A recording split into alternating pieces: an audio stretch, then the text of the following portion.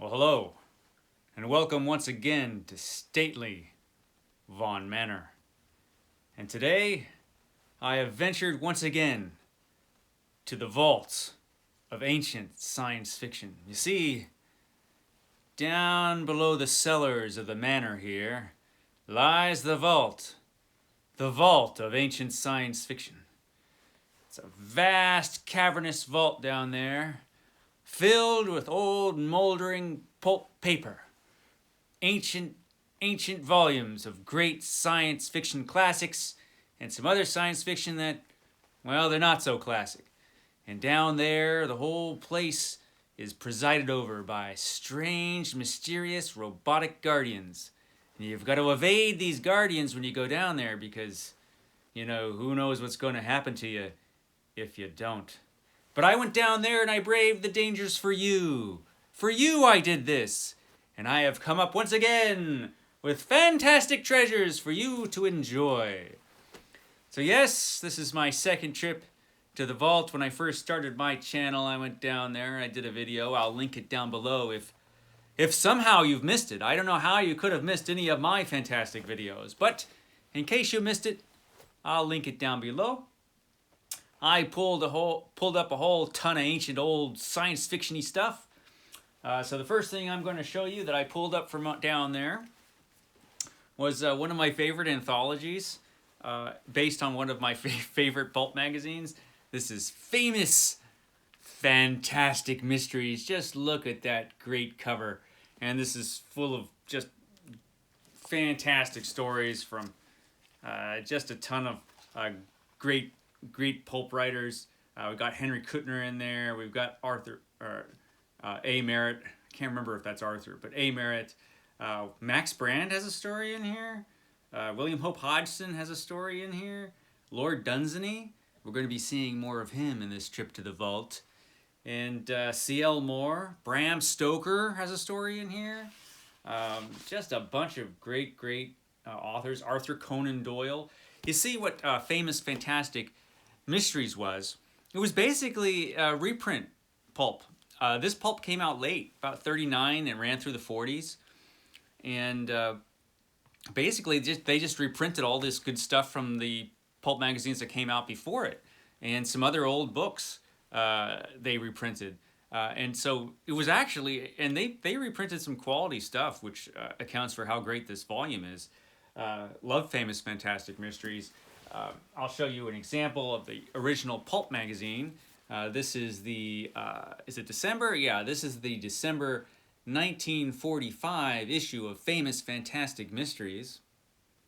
It's mysterious. But yeah, this one actually is great because this one has a story in it from... What do we got in here? Yeah, it was Ancient Allen by H. Rider Haggard, which is an Allan Quatermain story which takes place in the past. If you were boss, would you promote you? Maybe. But yeah, these old pulp magazines were great. They all had the double columns there. Yeah, so most of this issue is just the novel Ancient Allen with a few other stories, and they'd do that. They'd have like one big novel, well, big for this, and they would have or novelette, I should say, and then some shorter stories in here. But they printed some great stuff here in Famous Fantastic Mysteries. So I was happy to show you this. This was actually picked up by a friend of mine. This guy, Justin, we used to be gunfighters together back in the Old West.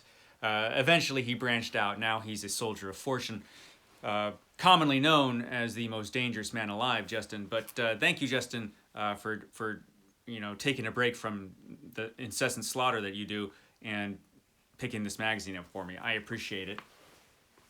So that was one of the things I brought up. And whenever I go down to the vault, I also like to bring up some of these Ace double novels just because they're so cool to look at. This is Starways by Paul Anderson. You flip it over. We've got The City Under the Sea. Look at those guys floating around in the city. And, remember, when you meet Null, you've always got to bow down to Null. Look at that. Great old pulpy cover. Flip it over, you've got The Dark Destroyer by Manly Wade Wellman there. Manly Wade Wellman. Got a whole set of his books. I've still got to talk about Manly Wade Wellman. I got a couple Robert Silverbergs. Next Stop, The Stars. Look at that. That is an old-timey looking robot right there. Doesn't look very efficient. And The Seed of Earth. That's kind of a strange sounding story.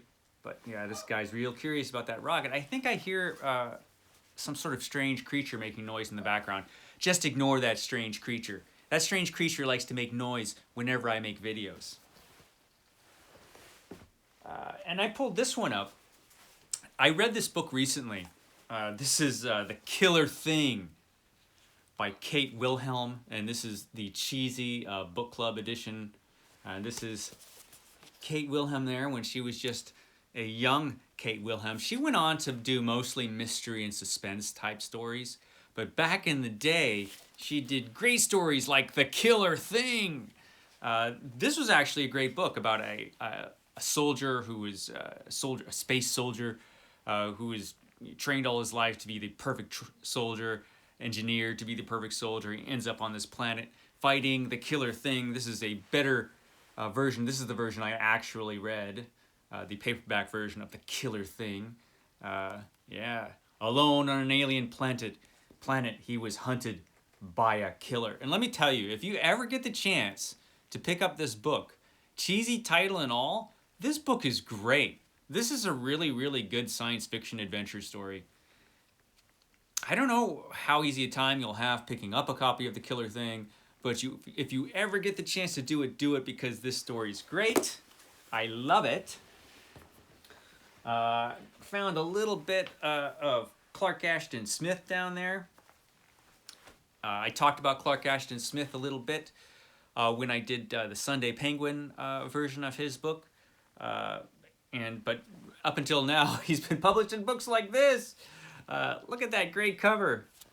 That looks like kind of a skittish creature down at the bottom, like, why are you taking my picture? Leave me alone. And of course, the creepy creature at the top there. This is Out of Space and Time, Volume 2. Alas, I do not have Volume 1 of this. I'm going to have to correct that. I looked for it down there in the vault.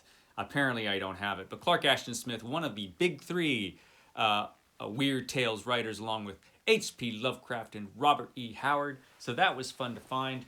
I found a much classier version of his stories, Zikarp. This is just one of the beautiful Ballantine fantasy series.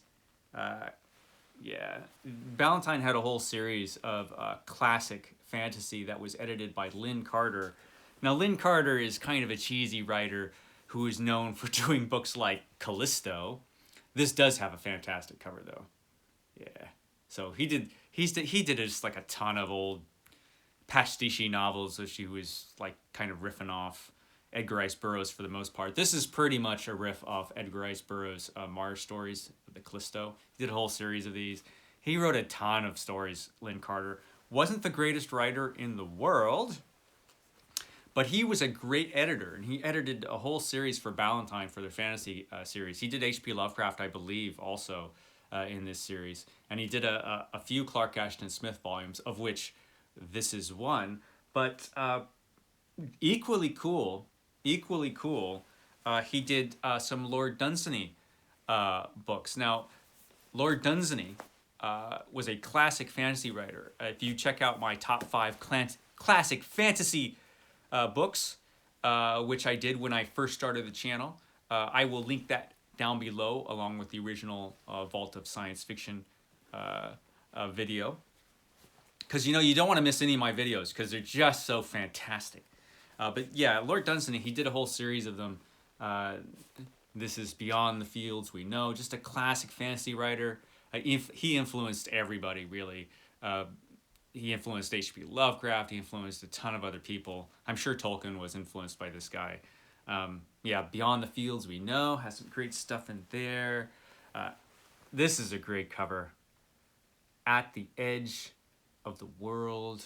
Yeah, all these dragony guys. Wraps around to the back. It's really cool.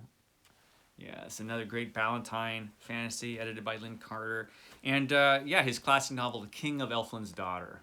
Just look at that. Look how cool that is. So cool. Check out Lord Dunsany if you get the chance. If you've got like a Kindle, this is one of those authors you can get everything he wrote free or next to free. You know, you could all this stuff is way out of copyright. So you can definitely get some cheapo ebooks with like everything he did, and it's so worth your time. I picked this up because the other day I put up the teensy bookshelf tour that I did at the lodge, and one of the books that I had up there was a science fiction book, anthology, The Good Old Stuff, and they reused the title, they reused the cover from Galactic Derelict, which is by Andre Norton, which I didn't remember, but this is the original, just in case you were interested. Galactic Derelict, and that's just such a great. I can see why they reused this cover for that anthology, because it's such a great cover. You know, that snake chasing after the guy here, and this is actually a really good book. Believe it or not, by Andre Norton. Yeah, a book I recommend if you ever somehow find a copy of this. Well worth your time. How are we doing on time? Okay, we've got 11 minutes. We're at 11 minutes, 12 minutes almost. I'll keep going for a bit. So I also wanted to talk about Leigh Brackett. I found the best of Leigh Brackett down here. Not enough people read Leigh Brackett now. She was a great, great science fiction writer. This is the best of Leigh Brackett, edited by Edmund Hamilton, who was a old science fiction writer, did a lot of pulpy stuff. I liked Edmund Hamilton a lot. And he is actually married to Leigh Brackett. And he edited this best of volume of her stories. You will actually, this is the best of Edmund Hamilton, edited by Leigh Brackett. So they kind of had a good thing going on. This is very Edmund Hamilton, by the way.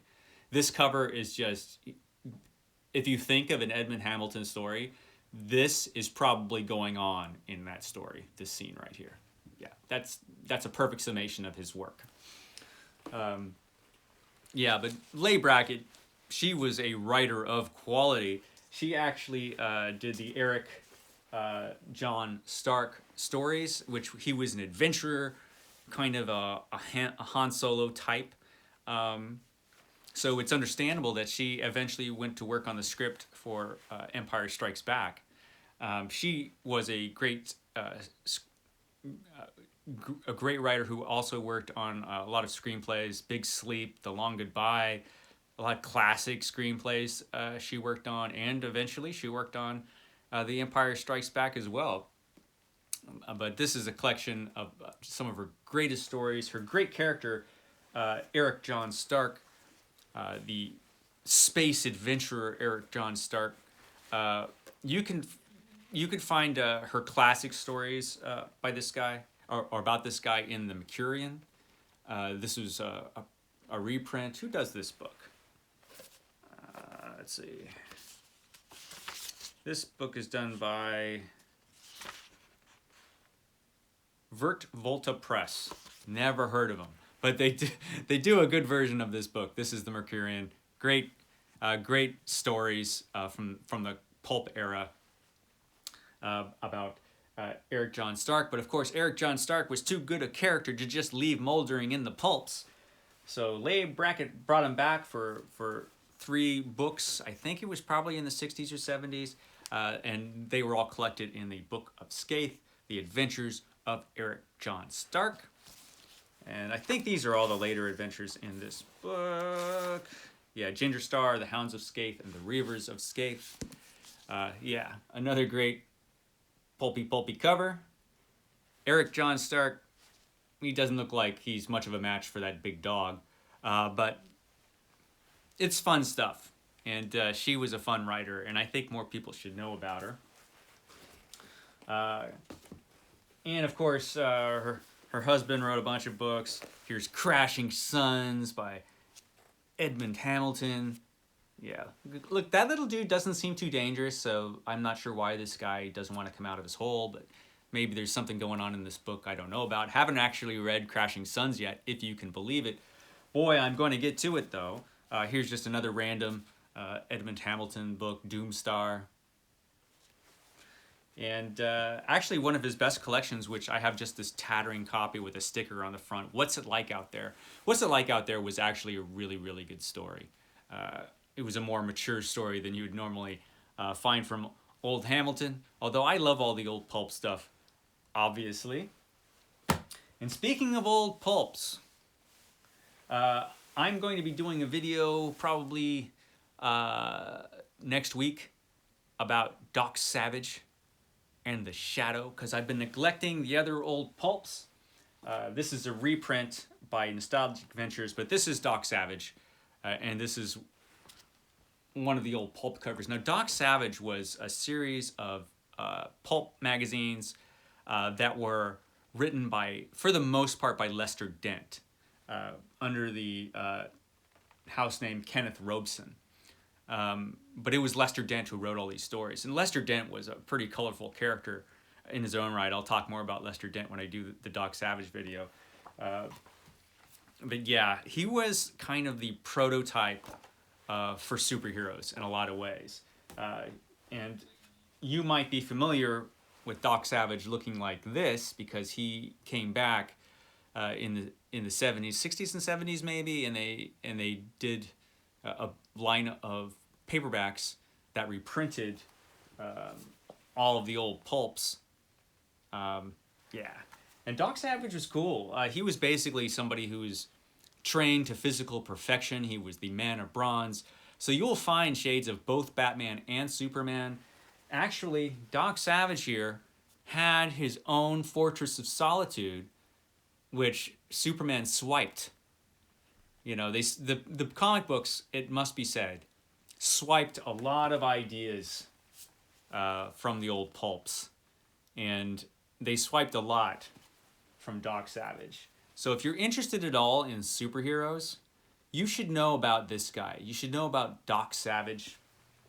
I think I have a double novel here, yeah. There he is in front of his Fortress of Solitude. Not too cool, Superman swiping his fortress. I guess that'll happen. So you can look for that coming up. Also, when I was down there, I found this cool old copy of Master of Adventure by Richard A. Lupoff, which is a book all about Edgar Rice Burroughs, the creator of Tarzan and the Mars series. I did a video about the Mars series. But this book, if you ever have a chance to get a copy of Master of Adventure and you're interested in Edgar Rice Burroughs, look at that great cover by Frank Frazetta. Bisons of, let's see, what was it? Bison Frontiers of Imagination series, which was printed by the University of Nebraska Press, reprinted it with some new material. If you're interested in Edgar Rice Burroughs at all, you might want to pick up Master of Adventure, just because there's a ton of really cool information in here. Like I said, I did a Mars video. I'll probably be doing a Tarzan video sometime soon. I'm not sure who's interested in that sort of thing, but I'm gonna put it up anyway because, you know, like I care how many views I get. Look at me, you know. But yeah, so that was today's foray into the vault of science fiction. Before I go, for anybody who's left, I found this old copy of Damnation Alley by Roger Zelazny. All I remember about Damnation Alley is the terrible movie that came out. I loved it because it was so terrible, but it was terrible. So, hey, has anybody read this book? If anybody's read Damnation Alley and has reached this far into the video, can you tell me how it was and if it's worth reading? Because then I might add it to my gigantic TBR for this year. Okay, guys, thanks for stopping by the manor once again, and I appreciate it. I appreciate you sticking by for 20 minutes watching me ramble on. I will catch you tomorrow or the next day, one of those days, with my 20 favorite novels of all time. Thanks, guys.